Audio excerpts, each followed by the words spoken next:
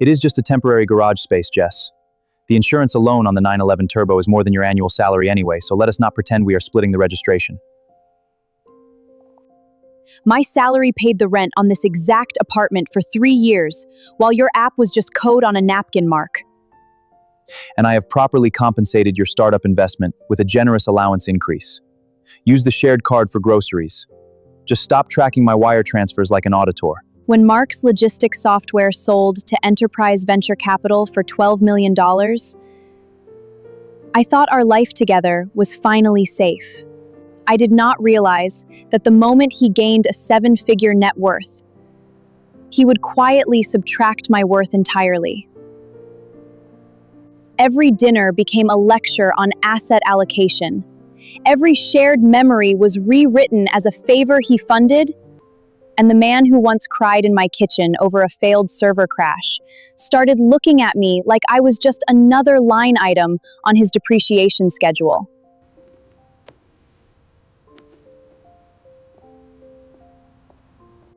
Unbelievable execution on the Series A rollover, Mark.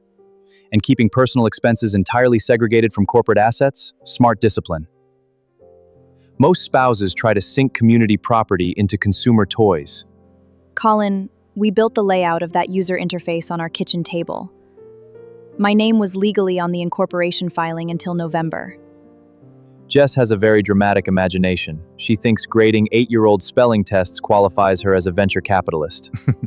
Bring us another round of the Reserve Cabernet, please. Your sedan isn't in the subterranean stall. What kind of manipulative, theatrical stunt are you pulling at 8 o'clock on a Tuesday? I am not pulling a stunt, Mark. I am packing 2 weeks of clothes. My sister's spare bedroom is already made up. Over a car? You are acting completely irrational. It's an asset alignment, not a personal insult. An asset alignment? You spent $80,000 of our joint capital on a weekend toy without mentioning it to me? While last week you made me log receipts for a box of printer paper for my classroom.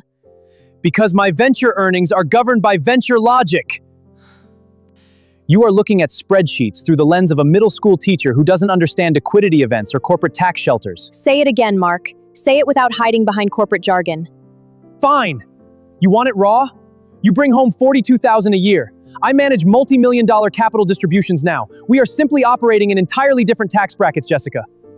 Expecting 50-50 decision-making power right now is financially illiterate. There it is. The real exchange rate. Don't turn this into a moral crusade, it's just math. No, it's not math. It's poison.